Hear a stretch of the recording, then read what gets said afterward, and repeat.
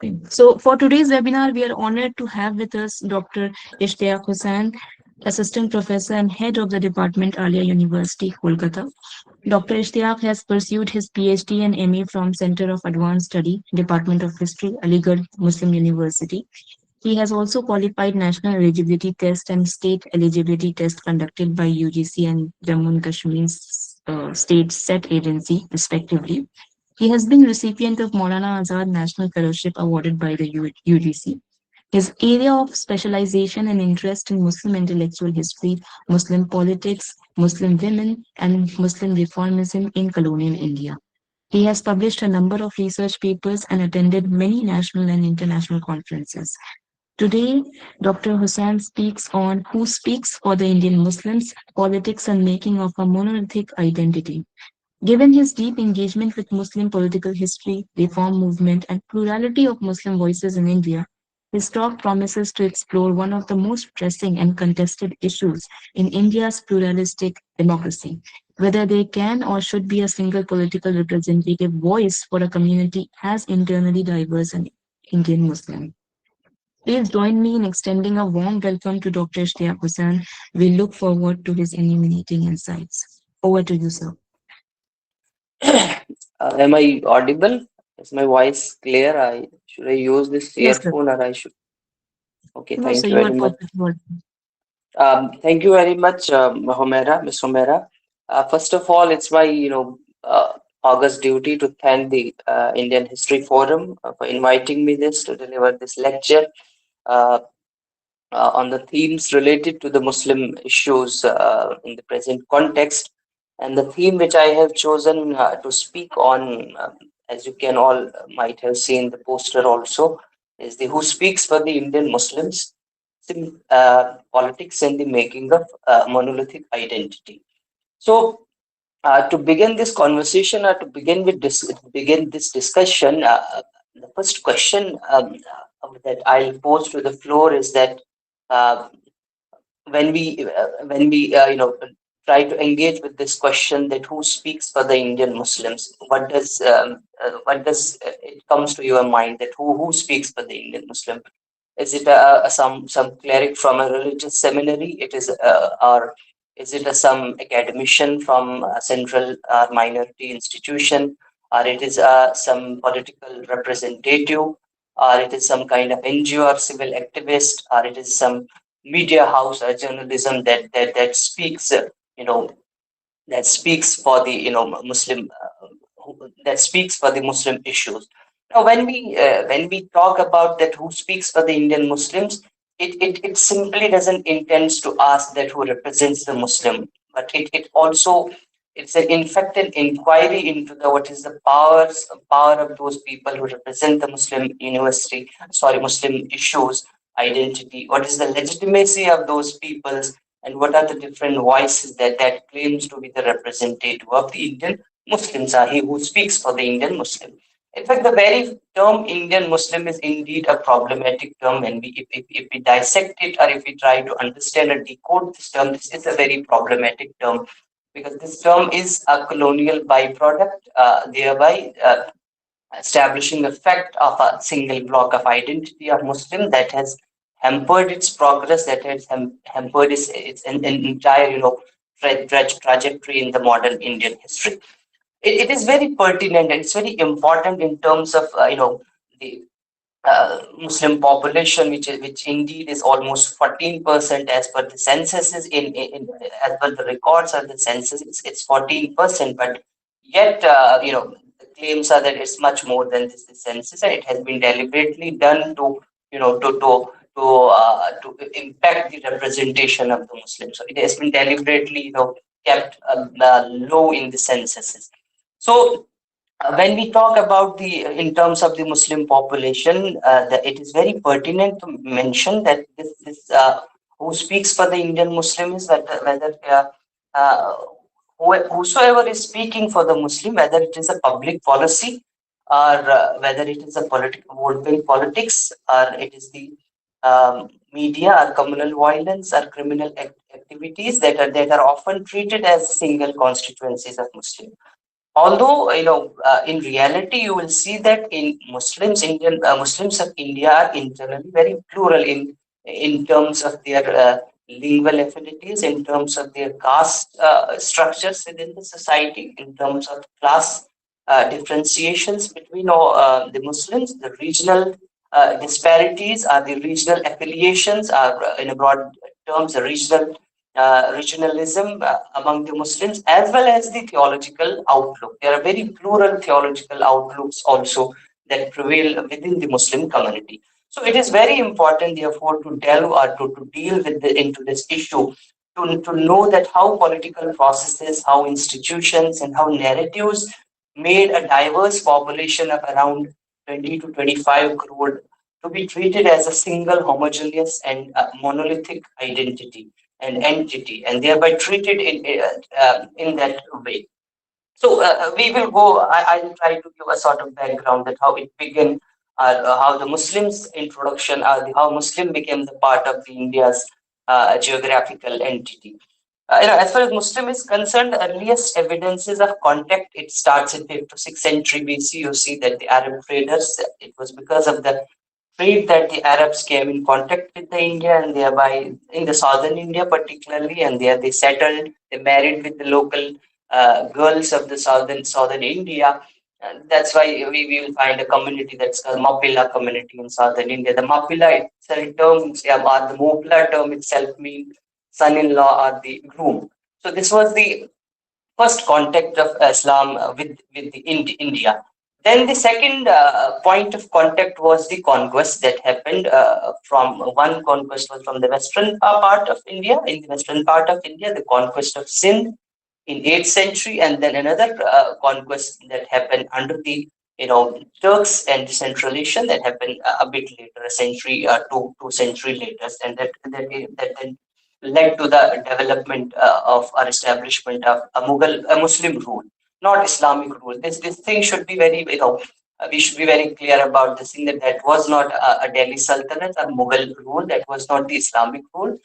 By default, the rulers were the Muslim, but there was no any kind of structures that can clarify or that can project these two, Sultanate as well as the Mughal period as the Islamic rule. They were the Muslim rule because the rulers were the Muslims. So these two contexts of Islam has been the one from the southern India and one from the northern, in which about which Nehru also speaks when he delves into the communal politics. He argues that had it been the Islam being came to the entire India through the trade, the problem of communalism or the problem which we today are facing, it might have been avoided. So that was the yes. And if we look at the long period of medieval India, the society in its social and political outlook, majority of the scholars agree with this fact that there was the tendencies of negotiation between the different religions. There is no evidence of a conflict in the name of religion. There are stray incidents where Hindu-Muslim issues, not in a present context, can be found, but the majority of scholars, they believe that the medieval period, in fact, represented a tendency of negotiation between the two different religions. And whatever identity frameworks frameworks existed were largely navigated on the basis of the place of origins. What were the origins? So, if you look at the Mughal nobility, there you will find Turanis, there you will find Iranis, you will find the Muslims of India called as Sheikhzadas. So, the place of origin was the marker of an identity. There was no religious identity that defined the frameworks of the society or even the administration. So that was one important thing. So from where does this begin? This consolidation of religious identity. It was under the British that the process of the perception of the Indian society as an aggregation of religious communities began. They started the process of representation on the basis of religious identities, and the religious identity and entity and the representation on the base of that was envisaged as a mean to ensure a more effective government, as well as to deal with the political discontent with the growing unity among the Hindus as well as Muslims. So they emphasize the representative mode of government based on the sociology of the communities, and among the communities they selected the individual community representatives who and these individuals were selected, and in fact, these individuals were the people who then became the part of the Muslim League from Parliament to reforms or similar deputation. Then they, these elites were one of the main potent force behind the creation of a separate nation. And almost during 1947, 90% of population refuted this representation, this individual representation, and their ideas were refuted by the 90% of the Muslim population of the subcontinent. In fact, the part which present day is the Pakistan part, there were hardly very few regions where the movement of independence or the movement for the separate nation started. So that was the one thing. So another important phase that then the next came, where this identity of Muslim identity, or the considering the Muslim as a single block of identity, became more consolidated, was the post-colonial India. In the post-colonial India, in the wake of partition, when partition happened, so there was a shift or change in the social composition of the Muslim community. We all know that a large number of elite population, educated section of the Muslim community migrated there. Those were active in the political leadership. They are close links, educated elite. They migrated to the other part of the nation, and then this shift, this make a change in the social composition of the Muslim community, which affected the political leadership. In the absence of a very educated, or we can say in the absence of an effective political leadership, the center of gravity, or the representation of the Muslim leadership, it shifted towards the religious leadership. The religious leadership took place over the political leadership, and these religious leadership, they largely emphasize the Muslim identity, Muslim religious identity, because their training was like that. So they largely concentrated on that, and they emphasize this Muslim identity rather than the political and economic issues or the interests that were overlapping with the other communities of the nation. Although there was a limited political leadership, we cannot deny that fact. In fact, those who were, participating in the secular mass politics, largely in the form of coalitions, you will see in the post-colonial India. But the political leadership, in fact, that was prevalent among the Muslim in the post-colonial India, they also increasingly articulated the, distinct elements of Muslim identity in terms of cultural identity. They also, mobilize the people in the name of culture, focusing on laws of inheritance, or other things. Then, but the socio-economic issues which were overlapping between the other communities and those communities also, those issues were not taken up, or those issues were not, discussed, or was not linked with the communities. So for the larger period of, if you see this kind of this cultural as well as religious identity focus, it therefore there were other reasons also, institutional structures, Muslim policy towards the Muslim by the government, and media, then media frames, they also contributed to this creation of this monolithic identity. Even Paul Bross has mentioned that it was this institutional structuring of the government that led to the that led to this Muslim consolidation of Muslim identity, and eventually contributed in the spread of communal rights. He argued this thing. Now, if we dissect historically, what were the different, was it really that the Muslims were a single block of identity? Was it really that they have been always guided by the religion, Islam? So the answer is a big no, because in fact, Islam as a potent political force, never existed in the Indian subcontinent context, in the Indian Muslim context. It was utilized in some case. In fact, you will see that there was not, in post-colonial India also, there was not, you cannot trace a single single event in the history of post-colonial India where you can say the entire Muslim community was on the one single stand. There has been always diverse. In colonial period also, you will see there was diverse opinions. There were diversity that prevailed among the Muslims. For example, I have my PhD topic was on the Deoband and Aligarh movement.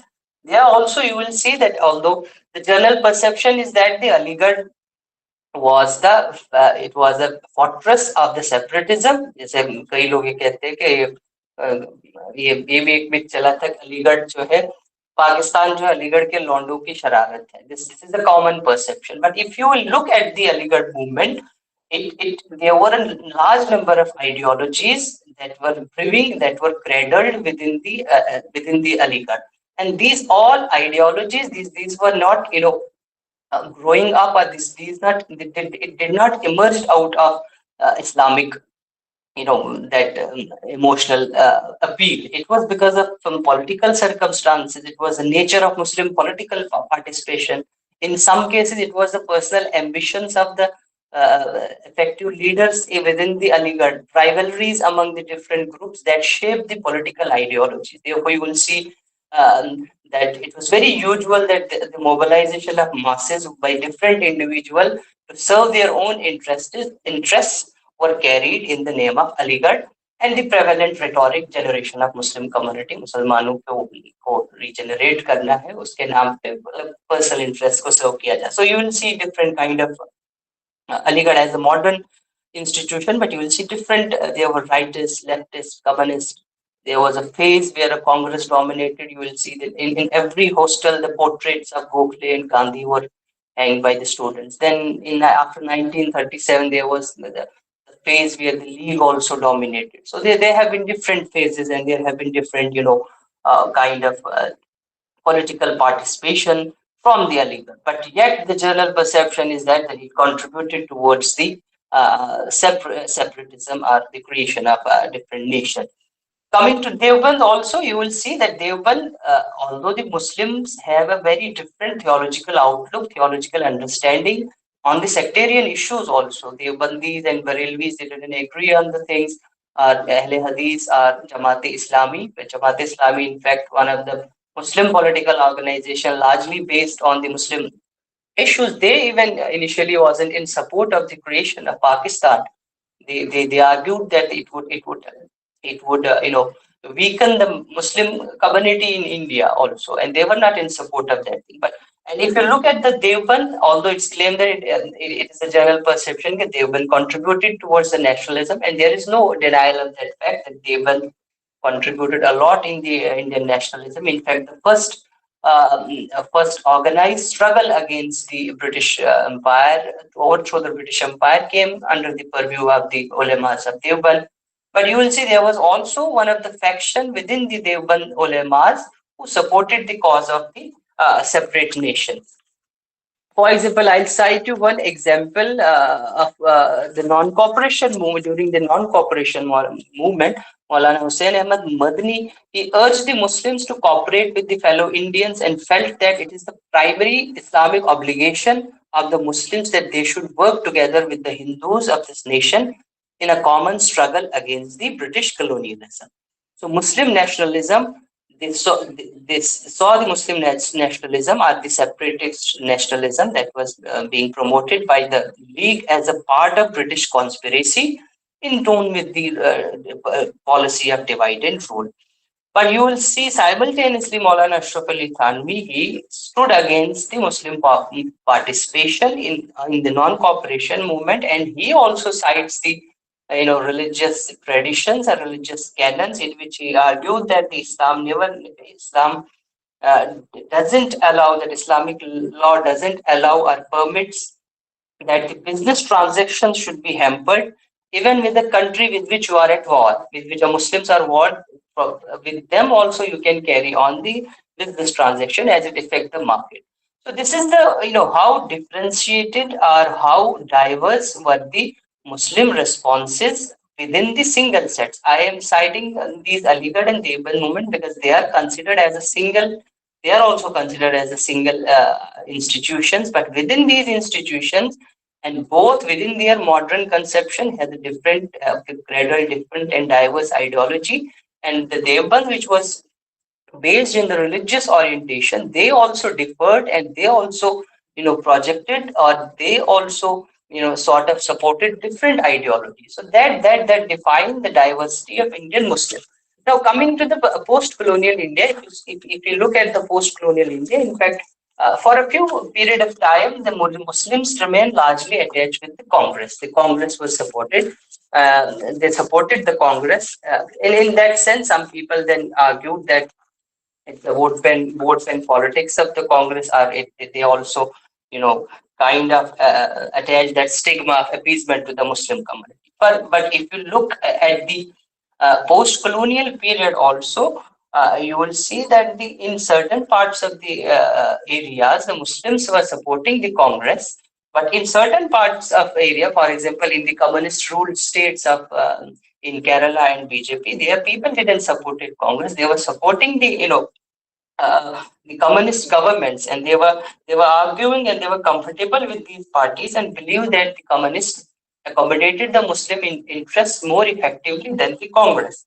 Moreover, in certain parts in the states, like where there were multifaceted competitions, political competitions such as UP, Bihar, and Maharashtra, Muslim preference were divided among several parties, reflecting varied local or class interests. So these are the different sets of the Muslim responses, but yet the Muslim response is overlooked as a single or a homogeneous response. In fact, in few states like Assam and Kerala, there we can find the presence of the specifically independent Muslim political parties like Assam United Democratic Party, Indian Union Muslim League, or what we can say, Oasis Party, BEAM in Andhra Pradesh and in present Telangana. So apart from these different variation and these different things, there were also proliferation of many new parties, political parties, although which did not last long. So what all this demonstrate is that this demonstrate a fractured Muslim ideological and political consensus in a way that reflects the diverse character of the Muslim communities across the India. It is not a single. In fact, in the election of 1956, Congress, when the people of Bengal voted very diversely, they did not voted entirely for the Congress. Congress leaders came openly in the press and criticized the Muslims as Pakistan Nawaz. Just because they didn't vote for the Congress, they voted it diversely. But the Urdu press, I wrote a paper on a Urdu press. They celebrated this, this change that the Muslims are not voting in a single patron or a single, to a single party, but their voting structures are being diverse. They are voting on their own local and local issues and on the diverse personal issues. So thus, we can claim that there are different kind of uh, ideas or different kinds of ideologies and interests that prevail within the Muslim. So in end, I will to end the question which I raised the first first in the first initial part of my discussion was that who speaks for the Indian Muslim. So the answer to this is that there is no single actor who can speak for the Indian Muslim. Instead of the single actor, there are a chorus of voices. There are women, there are Dalit Muslims, there are regional groups, there are reformers, there are religious scholars, youths, laborers, artists, professionals, activists. Those they can speak for the Indian Muslim. Muslims, they are comprised of a very plural lived reality, and but the public treatment what they meet is the monolithic treatment. That's what. And for the Muslims, a cleric, a political leader, a protester, a middle class professional, a weaver, a UP in UP, a communist in a Kerala, they all have a different connotations of religion. They all have different connotation or understanding of society. They have all different connotation of the politics. So it is very impossible that a single political body or a single religious seminary can represent and speaks for the Muslim. There should be diverse voices. In fact, in the present day, where the uniformity is being much more patronized, where the talks of uniformity are more often being perpetuated, and the plurality and diversity is being threatened, if Muslims are being also forced to that, but that uniformity should also, accommodate different voices from the regions, from the different sections, from the different classes, from the different castes also. In fact, the caste structures are also important as far as Muslims is concerned. In Sachar committee, or after the Sachar committee, the call for the representation or the demand for the reservation for the Muslims was rejected on this basis that the Muslims, there is no caste system among the Muslims. But in reality, there is a caste system prevalent in many parts of the uh, nation, and it's more rigid among the Muslims also. So we should, look at the Muslim identity being shaped by the different factors. Not a single factor is not responsible. Only religion don't define the Muslim identity. There are several issues like poverty, class system, gender dynamics, and access to the justice. So we all must, adhere. We all must recall that the historical plurality of the Muslim politics, nationalist, regionalist, revivalist, reformist, and secular tradition, that all coexisted within the Muslim community. And when the question of the Muslim representation is concerned, in each compartment, or in each different issues, there should be always the plurality and the diversity of voices that should be accommodated to deal with the Muslim issues.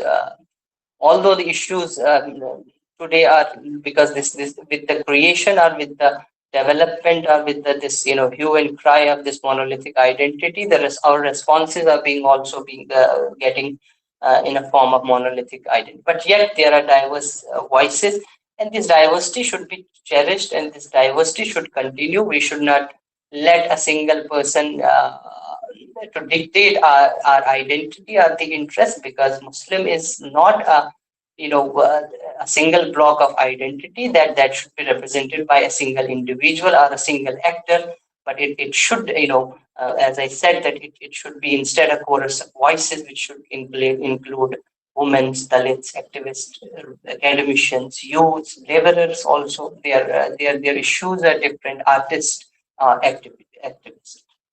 I should end with this note. Thank you very much for your patient hearing. I think I have reached the time limit.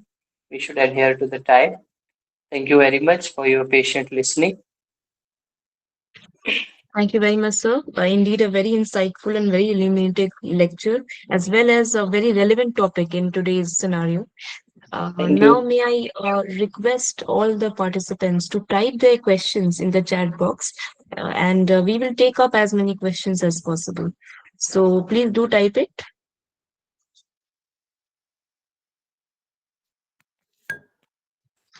You may raise your hand and then start typing, so that we would be better in a position to better take the question.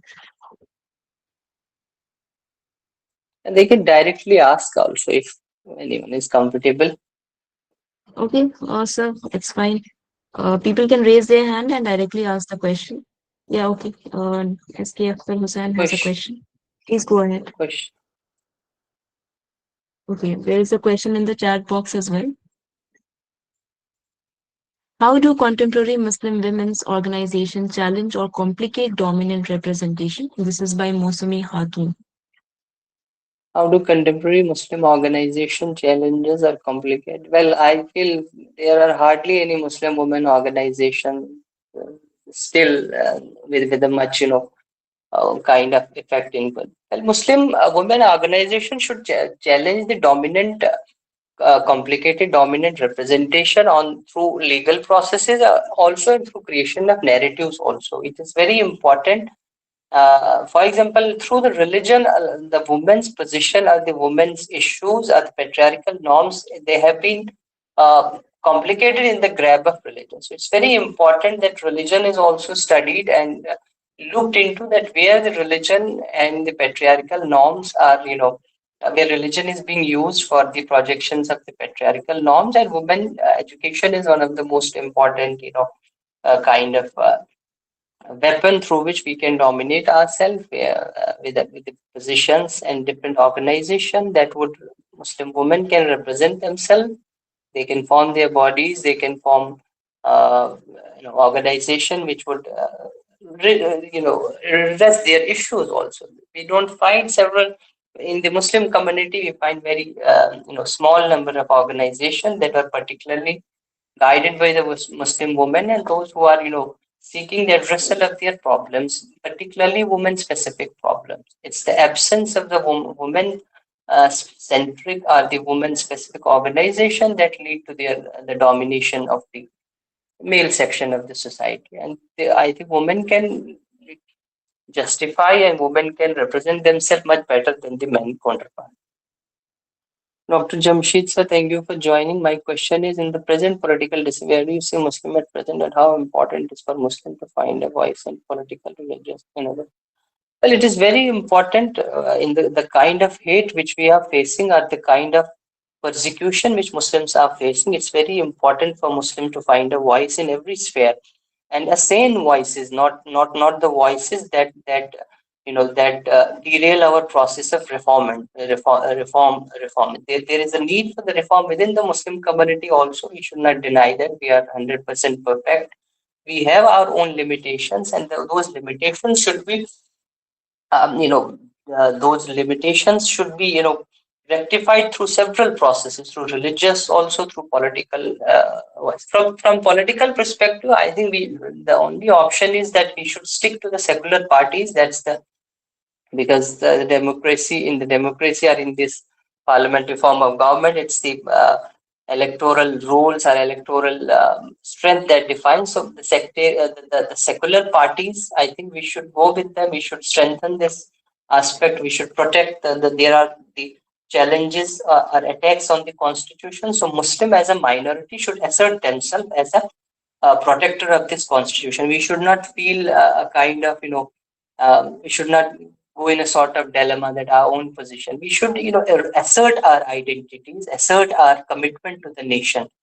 Going into the backdrop or going into kind of hibernation won't if won't impact. And I mean the political structures. I think we need very educated people to lead us. We don't need emotional those leaders who use emotional religious appeals to cover to mobilize the Muslim masses. And particularly more important is that we should organize our political structure along with the economic and social aspects, economic interest or economic. Those are the important. As I discussed it, that even from the 1947 till today, from the colonial period even today, our entire political structures are even on the religious identity or the cultural identity based. So our economic and social aspects should also be. Nobody, you won't find any, you will hardly find any Muslim leader who is talking about the economic or social parities within the Muslim or injustices among the Muslim. All what we are saying that we are being on the religious or cultural aspects also. That is so important. And from educational perspective, we are also, it's very important from education. Our institution reflects our commitment. In our institution, if we are honest, if we are dedicated, and if we are doing better, that should reflect, that should make an kind of narrative that their institutions are contributing towards the nation. So that will counter the narratives of Muslims commitment towards the nation. So education, politics, as well as our religious identities. Our religion shouldn't be a kind of assertive religion. Religion is a very kind of personal thing. So assertion of religion won't, give us a kind of good deal presently, considering the environment of the nation. Sometimes this monolithic identity is good modern nation state in sense of protecting the country, although most of the time the negative might be more than the positive aspect. And one decides, is there any good impact? And in case of external threat, the monolithic identity is useful. In case of external threat is there, then this concept of monolithic identity.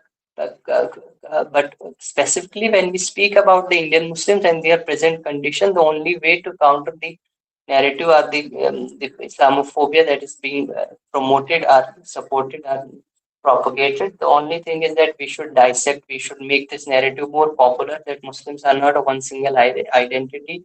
You cannot appropriate the entire community on the incident of a stray individual. A stray individual person is doing something that thing is projected on entire community. So the monolithic identity doesn't.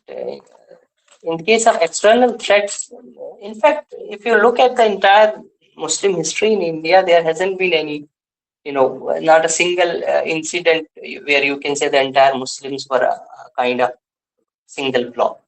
So that's the thing. Rashidul question is how much should educated Muslim enter politics in current time and people are viewing politics from a negative perspective. Well, political representation is very important, but unfortunately, our political representation are largely based on the collusion politics with the secular parties, and these secular parties they have given very token concession to the Muslims. Even if they are elected, their voices are never to be heard. So that's very we should enter the politics, but it's very important that we should not confine ourselves to those concessions, few concessions that parties give. We should look for the overall upliftment of the community. Asif has mentioned that Muslim identity conservation you mentioned are empowerment through political persuasion. We have been correct. Muslim identity conservation or empowerment.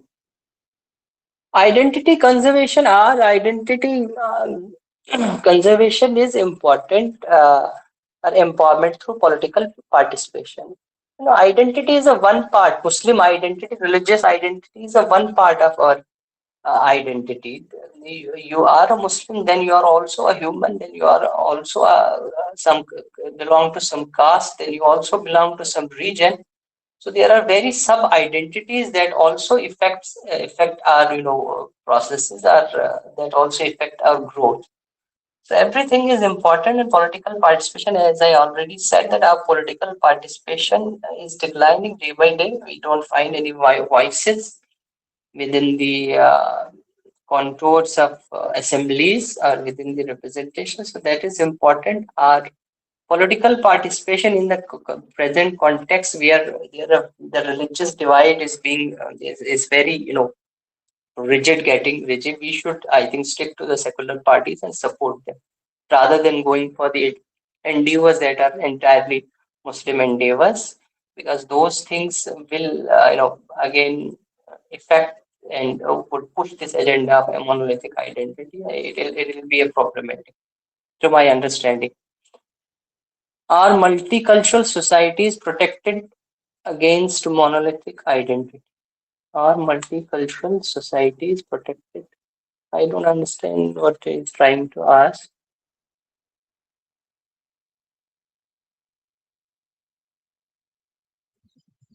Yes, Mubarak, Maruf Hassan, if you can simplify or if you can talk and ask your question.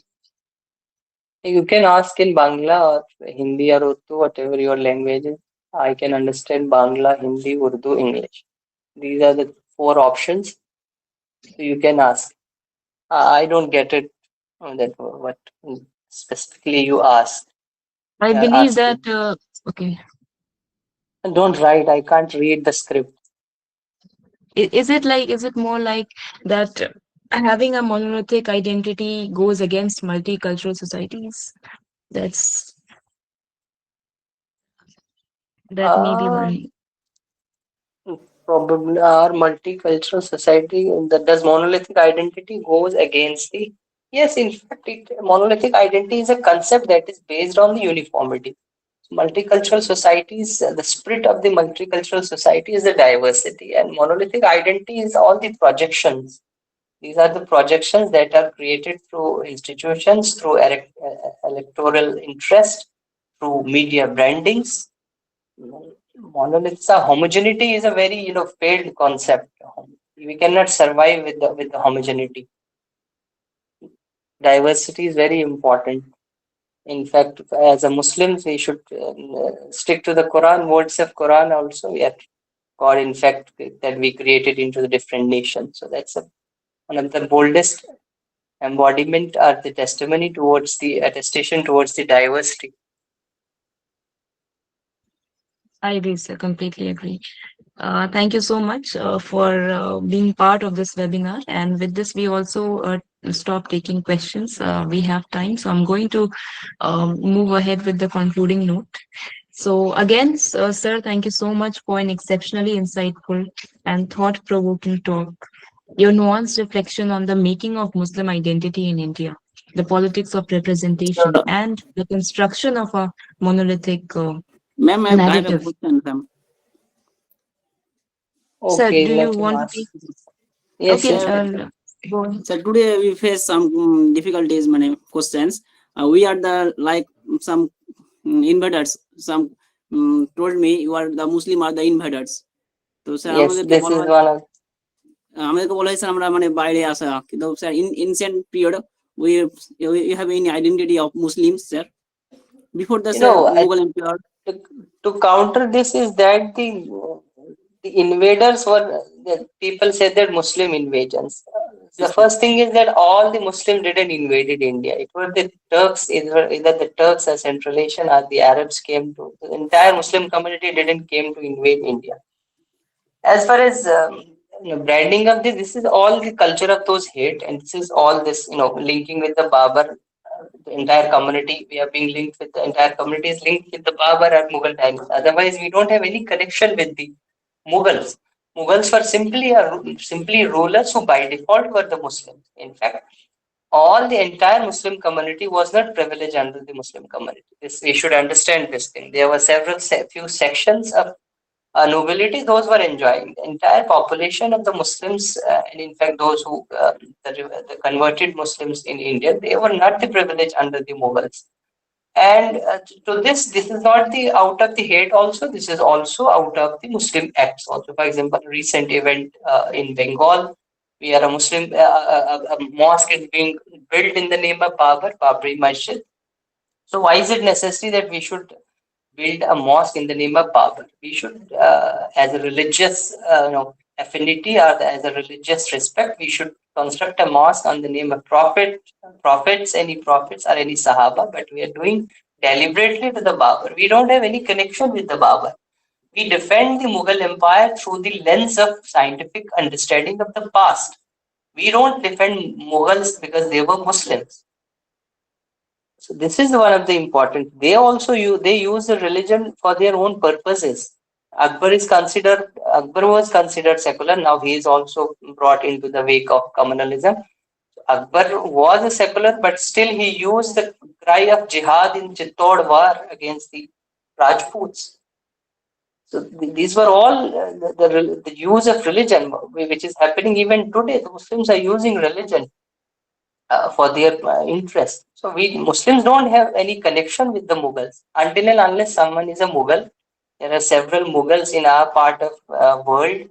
I don't know whether they are directly linked to the Mughals. They should feel, kind of offended when anybody talks something about the Mughals. Otherwise, we as a student of history, we should only oppose the concept that is against the historical facts. When somebody is criticizing the Mughals on the basis of mythologies and the myths, then we should counter it. Otherwise, if somebody is countering them on the real facts, then you should accept it. You should accept the fact that Aurangzeb did destroy the temples, but he also gave donation to the temples. So a person should be judged in his political circumstances, in his political atmosphere, in its political age.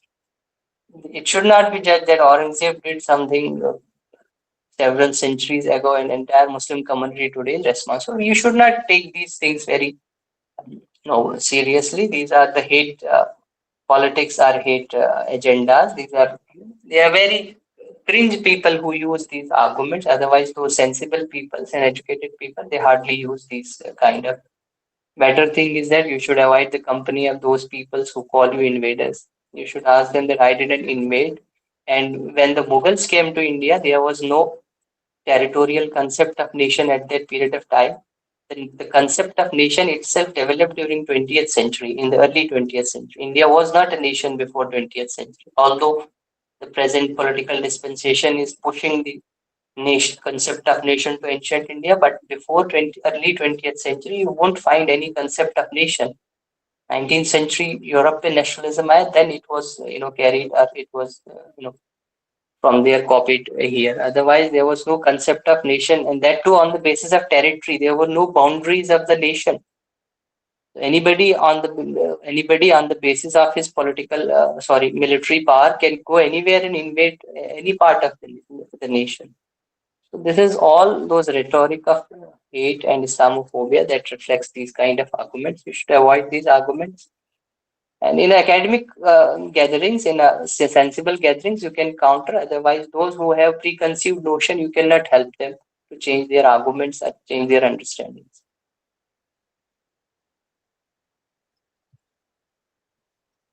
Okay, any more questions? It is important. Is it important to go into politics? Yes, politics is important and speaks for your issues, but real issues, not the issues those are very irrelevant, and those don't help the Muslim community. In fact, there is a debate on the issues. What should be our issues? What should be our representation? We largely have only symbolic representation. We don't have substantial representation. That's why our conditions are like this.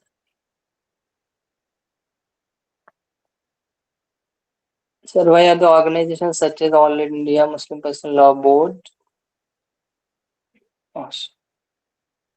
Actually, whenever I try to read the question in call messages, I get disconnected. It's fine, so let me read it. Why are organizations such as All India Muslim Personal Law Board or the Jamaat Ulama Hind still treated by the media and the state as the default spokespersons for Indian Muslims, even though surveys show most Muslims have never elected or even encountered their office bearers? That's a very important question that I tried to answer during my lecture. I also tried to answer this question, that it was in the absence of the political leadership that these religious leadership took over the charge of representation, although they represent a very small portion of the people. For example, All India Personal Muslim Board is largely represented by the Devbandi faction. So there are sectarian prejudices, so people don't represent them. It's a projection, which Paul Russ has argued. Institutional progress, it's institutionalized. It's for the electoral vote politics. Some political parties were supporting them, and they were making them. Moreover, the media also. Nobody will ask an historian, or you will see in the debates largely a cleric is made to sit in a debate and discuss all the issues of Muslim, instead of an academician who has a close view over the issue of Muslim, or a public policy maker who has issues. So this is all media and electoral political navigation that have made them as reps. Otherwise, they don't represent. They have different maslab. In southern India, they don't have so much acceptance. In fact, in our part of India, in our part of nation in Kashmir, they hardly have any. It's a this the upper northern India that where they have much more acceptance. In fact, not among the entire population. The Ahle Hadith, or if you say the Sunni Ahle Sunnat, which popularly known as Barelvis, they don't adhere or accept their representation.